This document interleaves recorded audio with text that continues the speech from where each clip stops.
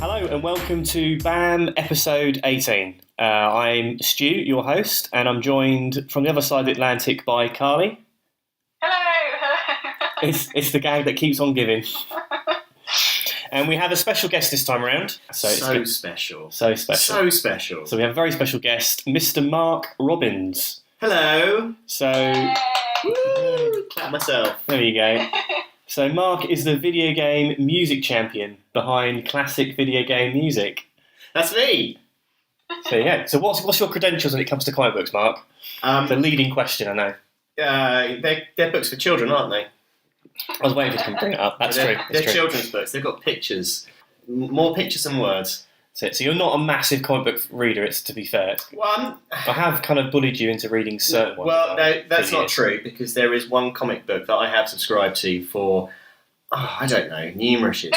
20, yeah. It's not, well, let's spoil it before I come out with it. But well done. I'm so excited. I knew that one. She's like this. Yeah, 20 years as a subscriber to Viz magazine, and yeah, I mean, it's the magazine that keeps on giving the same joke month after month after month. Yeah, and it's still not funny, but I still read it. Well, it's still good. I mean, for me, Viz is whenever I get it's not a as fly. funny as it used to be. Well, that was the running joke. It was a running joke. It is funny though. I do like it. It is funny. I always pick it up when I am taking an international flight. For me, it's like getting something like a serious magazine, then it's getting a copy of Viz. And like the classy Brit you are. Classy Brit that I am. But for me, I've actually progressed from reading the comic strips to like the fake articles. I think they're like hilarious. I hated them as a kid, but now I think they're probably the best part. The fake news articles are amazing because they created a tabloid news style, like the red top tabloid news style, like your Suns and your Stars, etc. Their writing style, I'm pretty certain, came from Viz. I'm sure the creators of Viz say, "Oh, it came from us." But if you read the Viz stories and how they're set out and that's basically what tabloid journalism is these days. Yeah, but the generation of tabloid journalists now probably did read Viz. Yeah, probably. I'm sure they will. When was it? Viz started like in the late 70s, didn't it? It came big in the 80s, I think. I can't think. Is it 35 years it's been going for? Right. What's your favourite Viz character? Do you know what? I can't really pick because they're like my children. But I've always loved Sid the Sexist, and I've always loved Roger Melly. But in recent times, the Drunken Bakers, which is I would say fairly new strip. It's probably about at least 8 years old itself. But Drunken Bakers is just brilliant. It's the most dark, bleak story about two bakers who are alcoholics of the very worst kind. Right. Their shop basically doesn't run because they're too busy being drunk. Yeah. And one of them is very fighty. One of them was married with a daughter, but fell by the wayside because he sort of got into drink. Yeah. And it is their sad and bleak adventures each week as they drink too much cheap booze, and sometimes they'll fall over and split their head open. Sometimes they'll crap their pants.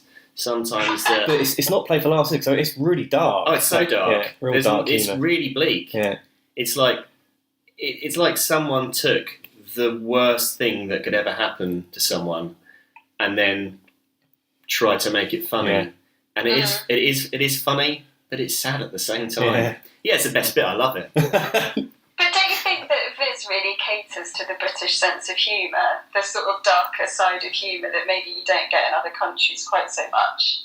But the darker the better for the Brits, I think. I think so. Yeah, I mean, the running joke in Viz is it only has one joke, and each strip is the same joke every time. So in Sid the Sexist, it's always Sid trying to lose his virginity and never quite getting there. And it's the same, or if it's 8 Ace, it's always 8 Ace buying 8 cans of lager and getting drunk and falling over in a pile of puke and piss. It's the same joke strip after strip after strip. And it's like, I can imagine if you weren't British looking at that going, well, why is that funny? He almost died. That's not funny. I mean, for me, the other standout is the Profanosaurus at the back of the magazine with a new entries each month. Or it's not monthly, is it? And it's not quite bi-monthly, is it? I can't. What is it? It's 6 weekly. It's like real random. It's every month of the year for 11 months of the year. Right. I think it's the. I don't know. It's the kind of magazine that when the price went up, it had a massive logo all over the front of the magazine saying, now even more expensive. And it probably still sold the same. The lower readers. And it's I get it, I read it, I chuckle, and I hand it on to someone. I never ever keep any copies of them. I always tend to hand them on. I'm not sure why that is. I think it's that mentality of like when you used to find jazz mags in the bushes. It's like I tend to hand on. Yeah, we're aging ourselves by saying that. Handing on copies of Viz. Yeah, pre-internet kids. Yeah, I know there's someone at work and I hand it on to them to give to their son. Well, when we used to work together, I think I used to receive your donation as well. So. And I used to give you copies of Viz as well. Hey! Nice. It's like Neil's here. I haven't read Viz in years, but the last time that I read it's not changed. Actually, at your house, did you? Yeah, that was probably one of my post-travel copies as well. Well thumbed. Yeah. But I don't really remember a lot of the characters, but the one that always sticks in my mind is the guy with the massive bollocks that carries them around in a wheelbarrow. Buster Gonad. Buster Gonad. Yeah, he was struck by lightning on his testicles and they grew to unfeasibly large proportions. So it's like the Flash. It's basically, The Flash origin, isn't it, really? Yeah. Yeah. But, Oh, can you imagine that in a tight suit? Bloody hell. Straining. Yeah, he's a hero, Buster Gonad. Buster Gonad's like one of the more heroic characters. Yeah. He basically wants to help people with his unfeasibly large testicles. Yeah. So, like, you know, if there was a fire in a children's home going on, he would rush up to, like, and there's like a bunch of kids trapped in the third or fourth floor. He would get them to open a window and he'd run and he'd turn his testicles into, like, something they could jump onto and bounce on. Because that's so good. Yeah, I mean, he's a hero. That's so good. So I think the Justice League should sign him up. He'd be a valuable member. Yeah, you know, he's always helping people with his testicles. I mean, like, how else could you help? I mean, I'm trying to think of scenarios where enormous testicles would help, you know, but that's about the only, you know, or some sort of... Anyway, you need a cushion, really, or some kind of... bespoke bouncy castle. Yeah. They've done that before, haven't they? I think they've had like a children's party. The bouncy castle's blown up and he's literally comes to the rescue and they just jumps in his balls. Yeah, or maybe in a car crash they could act as airbags. Yeah. On a long journey, you could use them as travel pillows. Yeah, and you know, there's quite a lot of wiry hair there as well. I'm sure would come into use somehow. I'm just speculating now. To be fair. Can we have Mark all the time? It just makes me look as though I don't say anything bad ever. That's it. Mark will lower the tone for you. Yeah. Really? I've handed the baton. That's it.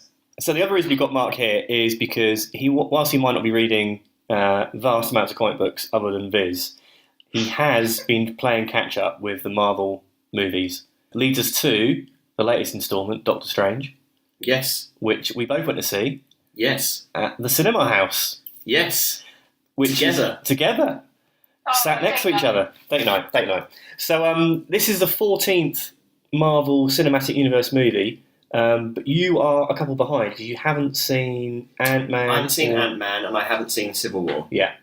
And you told me I could go and see this one out of sync, and I was very worried because I don't like seeing stuff out of sync. No, exactly. And I was kind of like, no, it's totally fine. But I think 5 minutes before we went in there, I was like, oh, I'm pretty sure you don't need to see this. And you don't.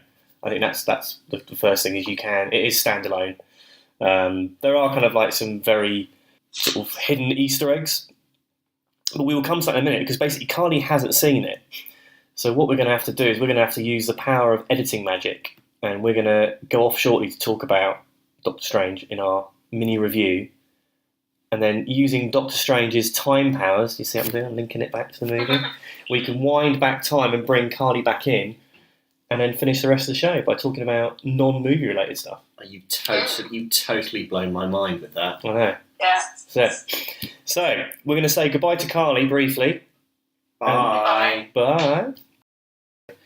So Doctor Strange, the movie. We've seen it. We have seen it. So, what do you think? Well, did you like it? I did. Let's quantify this by saying, but we saw it in 4DX.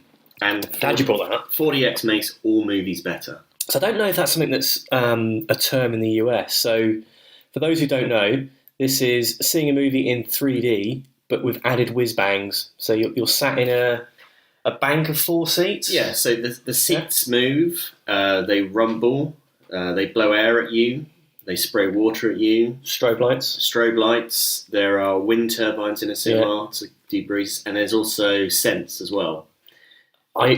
When we go to, I only ever smelled one scent. It's a kind of a floral smell that they kind of put in for everything.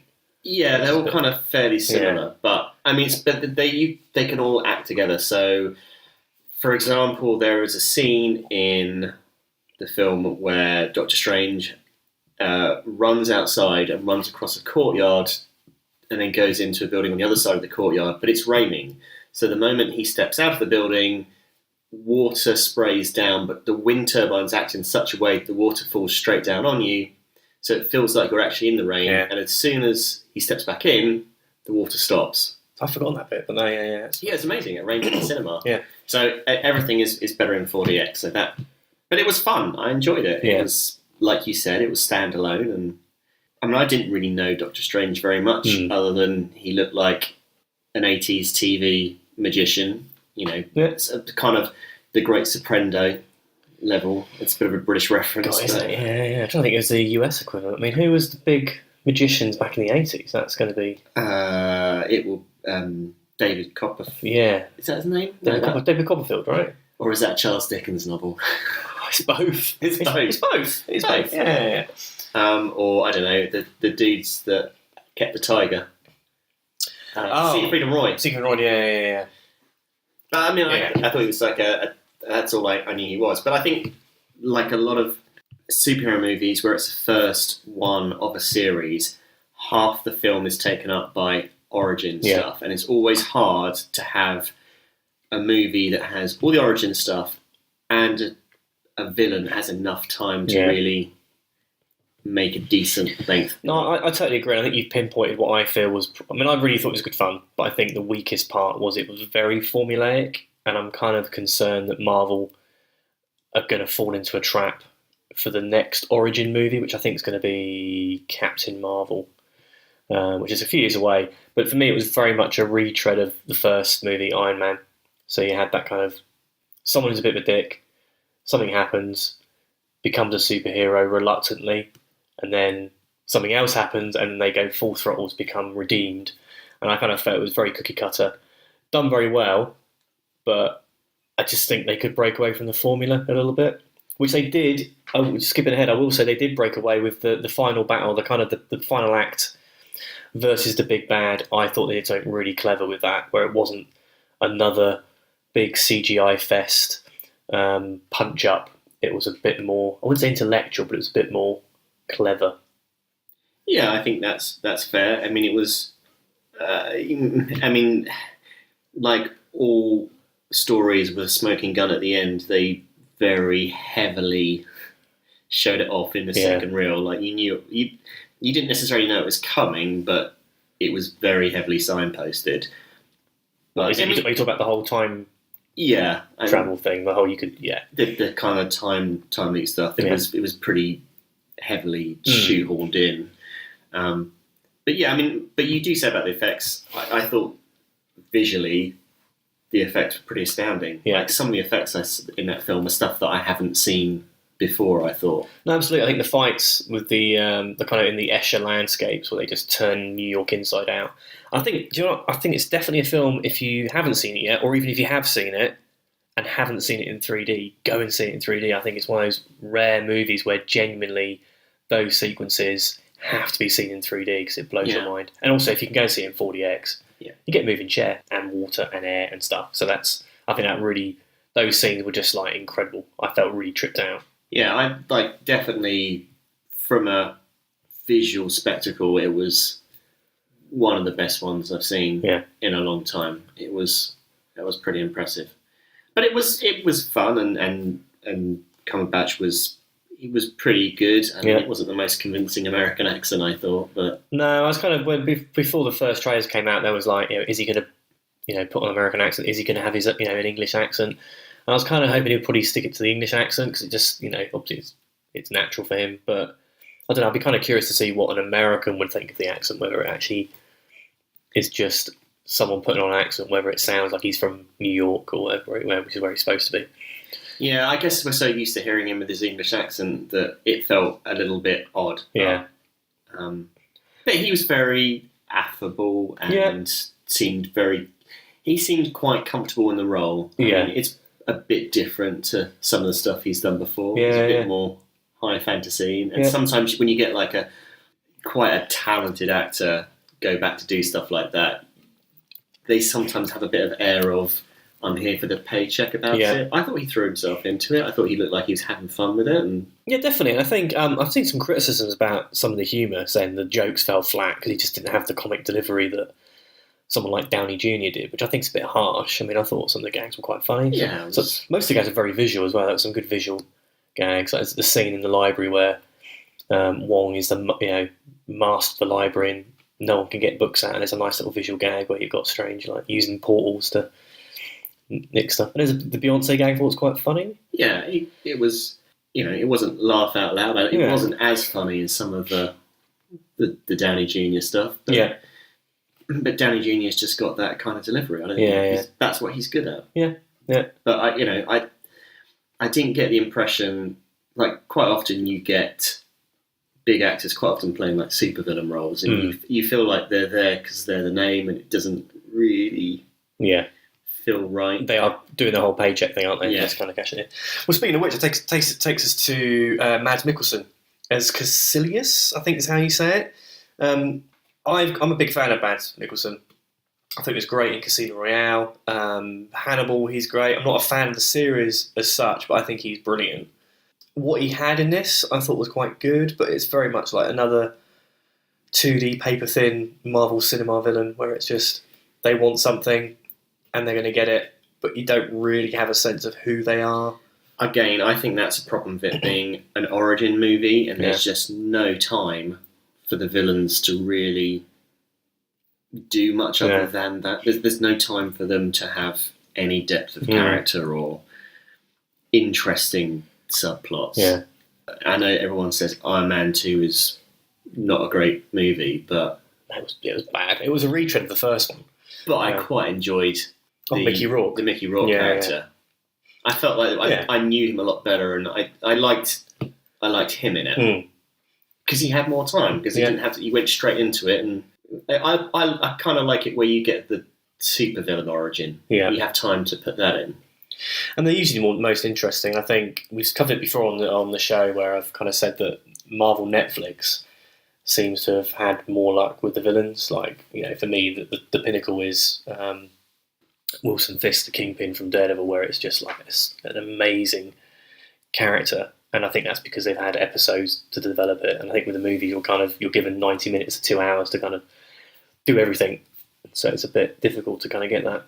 But yeah, I just think that for me, it was a bit of a shame that he wasn't as interesting or as compelling as someone like, Loki. I think that's the only villain, I think, in the Marvel Universe that's kind of got multi-facets. But again, he's had more than one movie, I suppose, so he can't still. But I think the thing with him is that, and I've only seen the first Thor movie once, and I wasn't a massive fan of it, but he had as much screen time as Thor. Yeah, so they both had enough time to.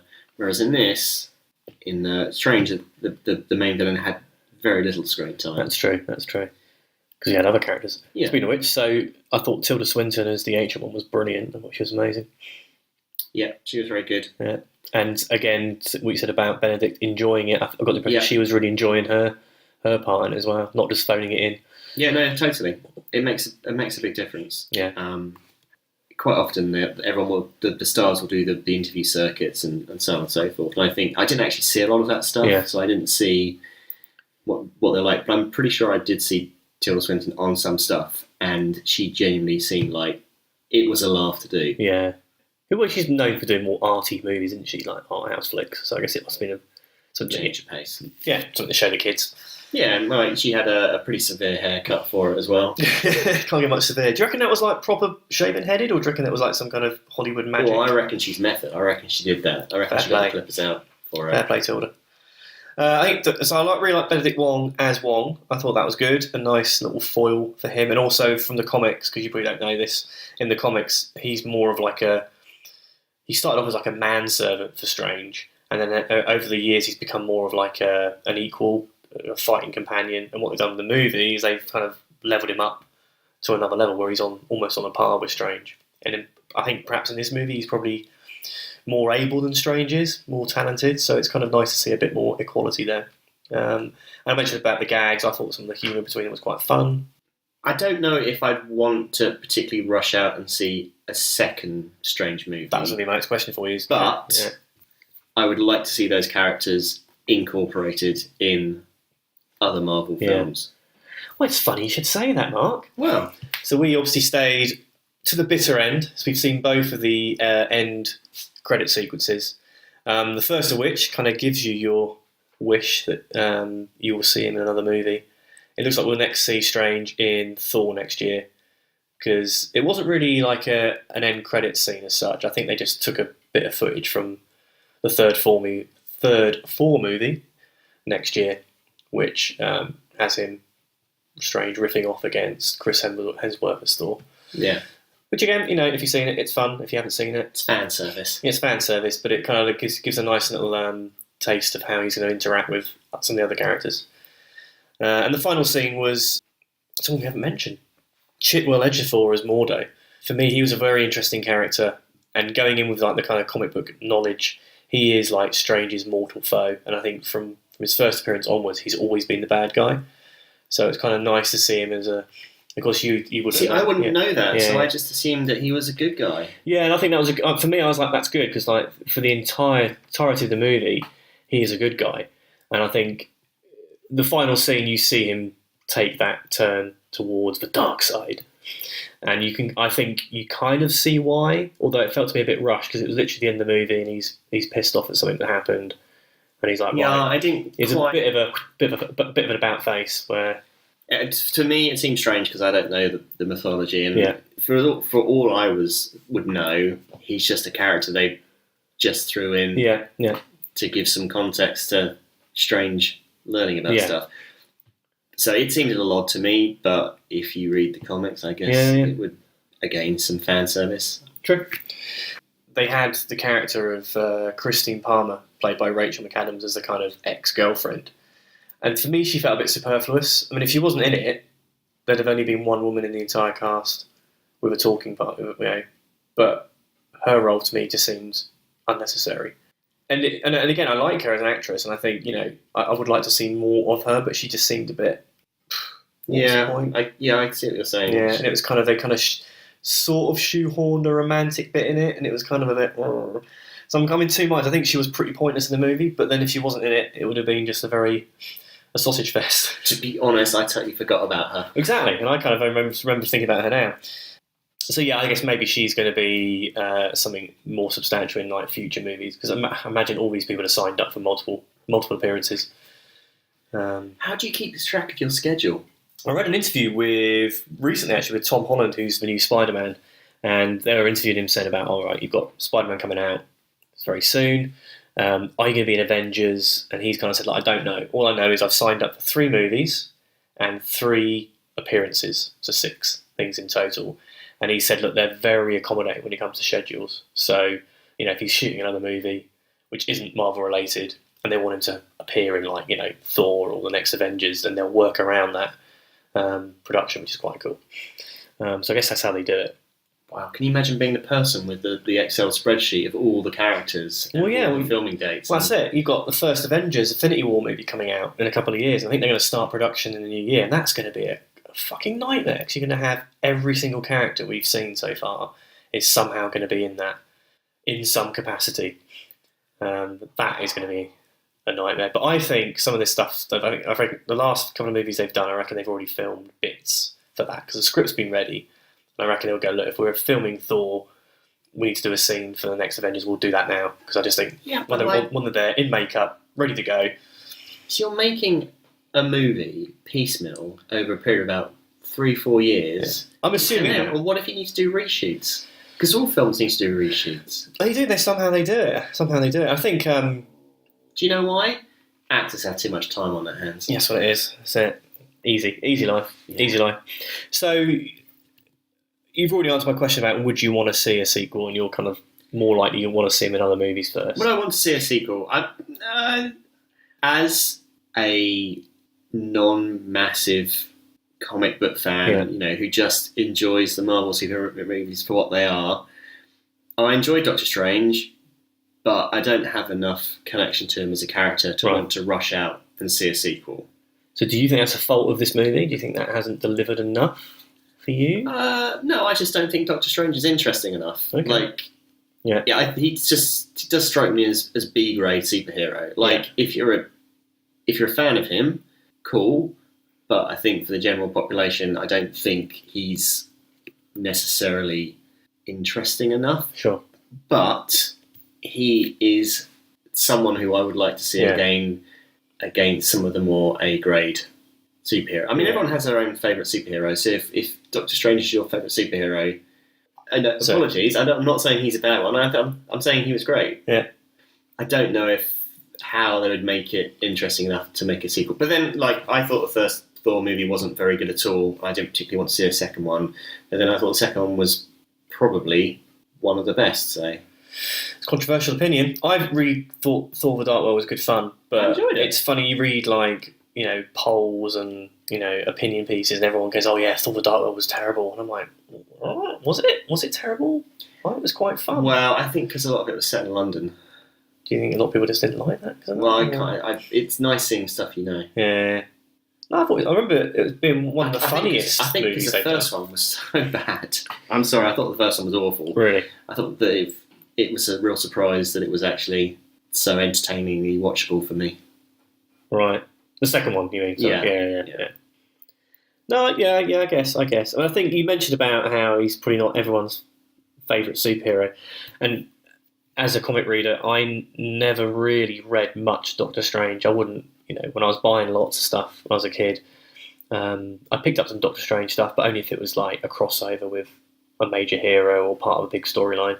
But for me, he always was a cool character to have appear in bigger stories. And I think that kind of hits the nail on the head as far as you're concerned. So I think that maybe they've got it right, that he is going to be the kind of character you want to appear in the next Avengers movie or he's guest like star.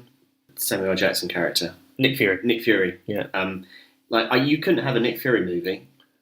It wouldn't be very good. It would be boring. But they did. Have you seen David Hasselhoff's S.H.I.E.L.D. movie? No. Oh man, you got to see that. It's awful. It's absolutely chuffing awful. But yeah.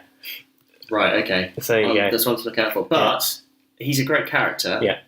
And I like spotting him in the movies. Yeah. So I think that's how I feel about him.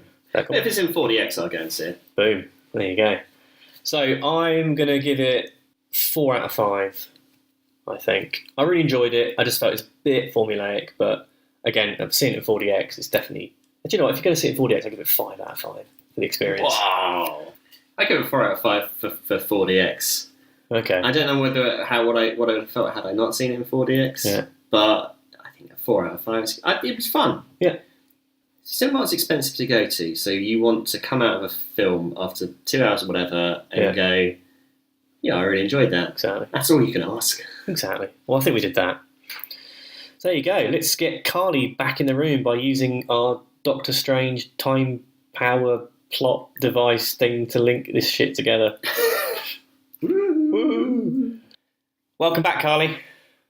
Thank you. That was it. So you've been gone for, I reckon about 20 minutes. I reckon. Oh, yeah. You just missed the best talk. Yeah, we talk about loads of cool stuff about Doctor Strange. We totally reviewed it to the max. Yeah, it's reviewed to death. Mark said some good things. I said some good things. We were quite witty and in depth. We're just guessing. I made myself sick with laughter. Yeah, I really did. So let's go back to talk about stuff that Carly can get involved with since she hasn't seen the movie. Hello, lame. So, a little bit of trivia for you. So, this isn't the first time Doctor Strange has been turned into a movie. If you're surprised by this, that's fine, because there was a 1978 made-for-TV movie. It was planned on by CBS to be another kind of TV series after they had great success with Spider-Man and The Incredible Hulk, which I know that I grew up with. I remember Spider-Man being a bit shit though, because it was all about him fighting ninjas. There was no supervillains or anything. It was a bit rubbish. But obviously, the Incredible Hulk is iconic. Did Spider-Man fight ninjas? Like, ninjas are cool. I don't know. When I was a kid, I thought they were a bit rubbish because it was kind of I wanted to see Spider-Man fight villains like Doctor Octopus and the Vulture. But of course, late 70s. You want to make something cool? You add ninjas. Well, I guess there's Teenage Mutant Ninja Turtles, isn't there? I guess. Yeah, but the 70s was all about Kung Fu and ninjas. Yeah, good point. I was clearly rubbish. That's why I had no friends. Still. But I digress. So, but anyway, back to Doctor Strange's TV movie. So it didn't do particularly well because it was put up against Roots, which was that mini-series you probably remember about the origins of slavery in the US, which starred... Geordie LaForge. Boom! You got it. Mr. LeVar Burton. So the Doctor Strange TV movie was doomed to failure.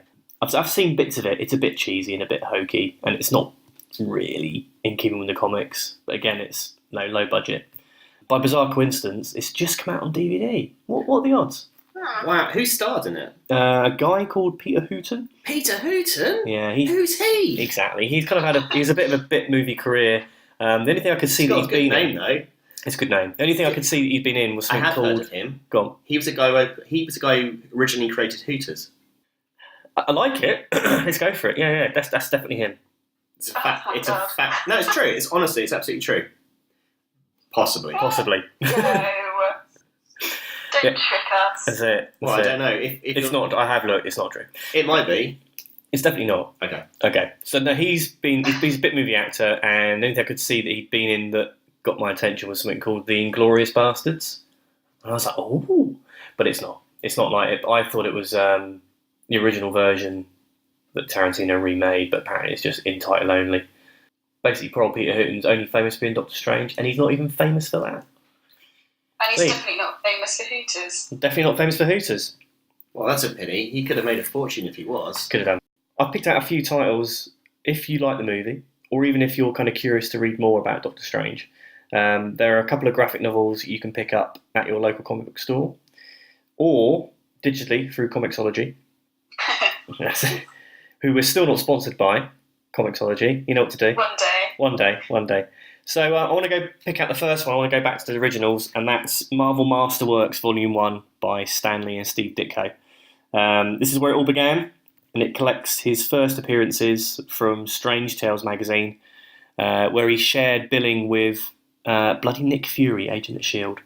But Marvel Masterworks Volume 1 just collects all of the Doctor Strange stuff.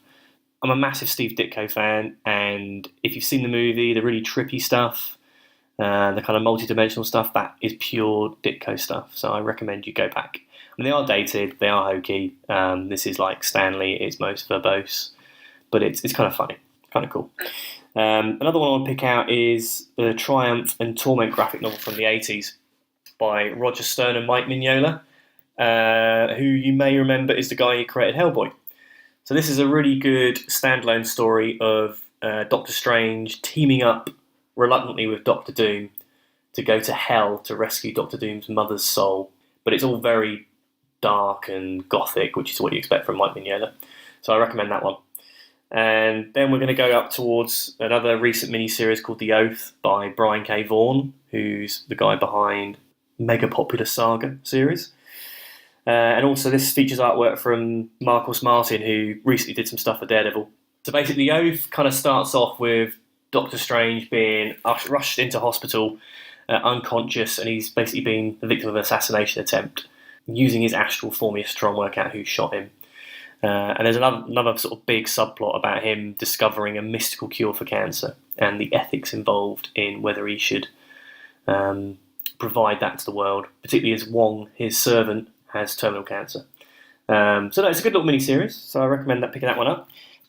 Another one that you should probably pick up, which if you're a Doctor Strange fan you're probably reading already, is the current series, which has 2 volumes out, called The Way of the Weird, and the second volume is called The Last Days of Magic, which is by Jason Aaron and Chris Bacalo. So this is bang up to date, and it's kind of Joss Whedon Buffy vibe, as well as a bit of Doctor Who. It kind of makes you look at Doctor Strange slightly differently, so you kind of get to see the toll being the Sorcerer Supreme takes on him. So you find out he can't eat normal food, and you kind of find out what he has to eat. It's kind of a bit fucked up. What does he have to eat if he can't eat normal food? Well, kind of weird bugs and stuff to try and... Why can't he eat normal food? Because all the magic he uses takes a toll, so, like, there's always a price. And so there's a thing in the basement, which is a kind of a subplot, which you find out towards the end of the second volume, that basically all the dark magic he's used, it kind of becomes something. So it's kind of, considering the character's like, 50 odd years old, it's kind of fun to see someone try something a bit different. He can't have like burgers and stuff. No. He has to eat cockroaches instead. Yeah, and weird, but they're all kind of like weird. But like he's magic, right? He's magic. Yeah. We wield magic, but it's. But can't he magic up a magic hamburger? I'm sure it's brilliant, but that strikes me as a bit of a glaring plot hole. Marvel. Right there. That's it.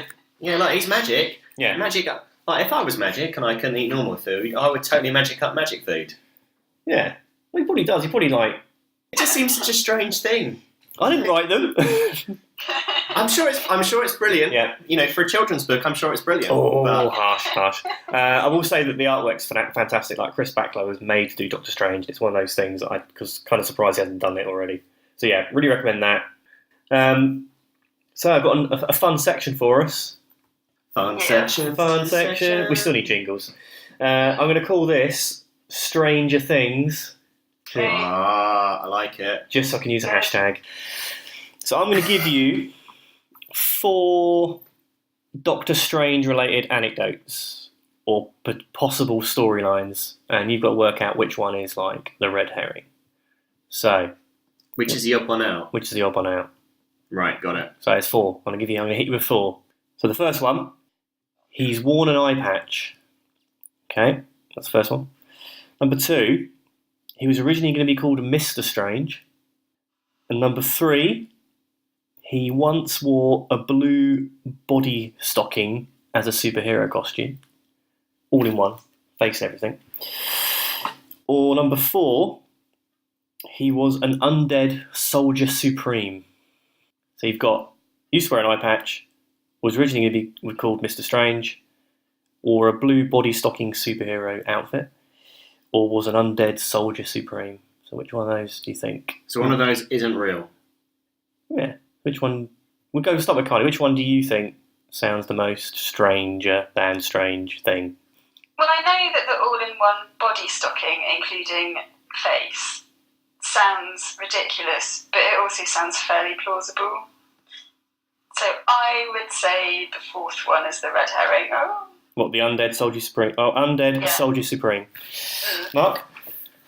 Well, Undead Soldier Supreme sounds very specific. Not just a soldier, but a Soldier Supreme. Because he was called, he's called the Sorcerer Supreme, isn't he? So, that's where... I didn't even know that! Oh, God. Shh, we can edit that out. So that sounds too specific. Right. And he was he always a doctor? I'm just going off what I saw in the film. Yeah, always a doctor. Well, you know what? I know doctors, and doctors don't like to be called Mister. At all. Right. They don't go through all that pain and expense of medical school to be called Mister. Fair dues. So you reckon Mr. Fantastic's the odd one out? Mr. Strange? That's the one, yeah. I'm confused. What are you talking Mr. about? Strange. Mr. Strange. Mr. Strange. I'm going to say that, but I literally have no idea. Okay. I fucked that one up because I actually gave out a clue in my last sentence there. So the odd one out is actually the Soldier Supreme, sort of. And I'll explain. I'll go from the top. I'll explain. So the eye patch. He did wear an eye patch during the late 80s after he got his left eye shot out by a mystical bolt. So end up, as you do. So he ended up sporting an eye patch for a while until he met. So in the movie, you got the Eye of Agamotto, that nice little necklace he wears. So he actually met the kind of mystical being called Agamotto, who, following an adventure, Agamotto gave him a left eye, which happened to belong to one of his villains called the Silver Dagger. So he got his eye back. Was it the same colour as the other one? Because if they don't match up, that never said. That's the thing. I remember I actually thought that one. I remember reading this back in the day, and I remember thinking like, how has he got like a David Bowie thing going on now, or he's got like a different eye, But anyway, no. So that actually happened. So Mr. Strange, legend has it that Stanley was originally going to call him Mr. Strange. Well, that's just daft. This is where I fucked up. Basically, he thought people would think or get him confused with Mr. Fantastic from the Fantastic Four. So he decided to call him Doctor Strange. That was his. And again, this is it might Right, be, okay. So there you go. It might be horseshit. It might just be an urban myth. The blue body. I love your fact checking. It's great, isn't it? It might be real. It might be real. It might not be. It might not be real. It's comics. Anything can happen. And so the blue body superhero costume actually was a thing to boost sales in the 60s because it wasn't selling particularly well. They wanted to make him look like a more traditional superhero. And so they had him in like a blue costume with like boots and gloves and a face mask, basically like a blue face mask. He actually looked like a reject from like the Blue Man Group with a cloak. It looked shite. I put some photos on our Twitter and Facebook. It looked terrible, and they kind of lasted a few issues, and the feedback was like, "What are you doing?" They dumped it, but it kind of made a bit of a comeback in the 90s, where Marvel were trying to relaunch all their kind of dark heroes like Ghost Rider and Blade the Vampire Slayer under one banner called the Midnight Suns, and so they basically brought back the kind of superhero look for Doctor Strange, where he faked his own death and created a mystical construct or homunculi called Strange, which had like a Rorschach face mask thing. Didn't last very long again. It looked very weird. Didn't last very long. So dumped that. I'm so lost right now. I know. So anyway, Soldier Supreme, like, it's a bit of a red herring. So Marvel used to run a series called What If, which were standalone issues where they would take classic storylines and ask the question of like, what if Spider-Man joined the Fantastic Four? What if Captain America ran for president? And they would have like, what if this hero Which became... honestly wouldn't be that unusual considering the current climate. Well, no, very topical. Yeah. So yeah, you'd have like heroes turn into villains, villains turn into heroes, and then one of the storylines was, what if Dracula turned the X-Men into vampires? This is serious, by the way. I haven't made this up. And so in this particular story, all the X-Men are turned into vampires. What happened when he bit? Who's the one you can't touch? Rogue. Yeah, what happened when he bit Rogue? I can't remember. I need to get a copy of this. I had a copy of this. All I've done so far is point out plot holes. Yeah, that's fine. In all these stories. Yeah. What is going on? You'll never come back again, you know. No, that's it. I've banned myself, haven't I? So anyway, Strong. yeah, Start off strong, tailed off in the middle. tailed off. Less said about the end of it. Yeah. I want to know though. I know. I will find out. I'll get a copy of it and I'll find out. I'm sure I've got one upstairs in a loft somewhere. I don't know. Can you kill a Dracula? Oh, you can never kill Dracula, can you? He always comes back. But anyway, during this storyline, Doctor Strange is killed, but he puts his astral body and takes possession of Frank Castle, the Punisher, and turns him into the Soldier Supreme. And he ends up massacring like the vampires. So that was a one-off back in the early 90s. But they actually brought this back recently during Marvel's Secret Wars cross-company crossover. They actually had a spin-off where they brought back the Soldier Supreme. But they've done some daft stuff with Punisher anyway. And one of the last things they did was the Franken Castle, where he got killed, and they basically stitched him together and turned into like some kind of undead. Yeah, Mark's like mouth agape, like, why do you read this shit? They're making it up as they go along, aren't they? They are. So there you go. Funny. Yeah, so that's our Stranger I watched Things. that as a film though. What, Franken Castle? Yeah.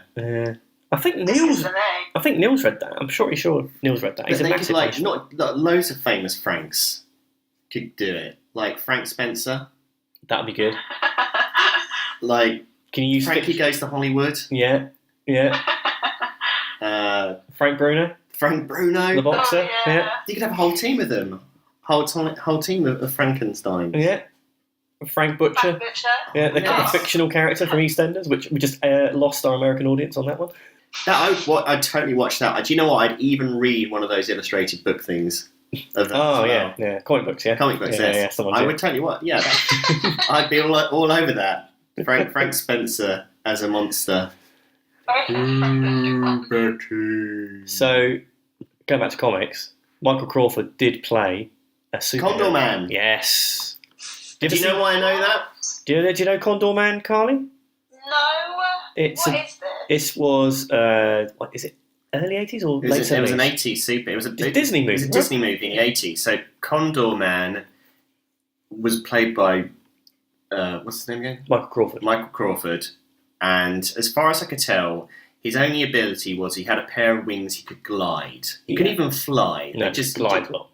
Just glide. So if you it's basically a man with a very portable paraglider kit. Oh my god, I'm looking at the outfit. Yeah. That was his thing. But the best thing is... Is it orange, right, if I remember rightly? The best thing yellow is... boots and yellow marigolds. Oh, yeah, it was awful. But there is a power disc in Disney Infinity that's Condor Man. Really? And when you put it on, whichever character you've got gets a pair of Condor Man wings. That's awesome. I mean, the only reason I'm talking about it is because I got it the other day. And it's like... They're quite large wings, aren't they? Well, you know, Band's when you're gliding, you need a lot of lift, especially Exactly. if you're Michael Crawford. He's a big lad. My god. Wow. Condor Man deserves a comeback. I'm surprised Disney hasn't, earthed that. Condor Man deserves a comeback. Yeah.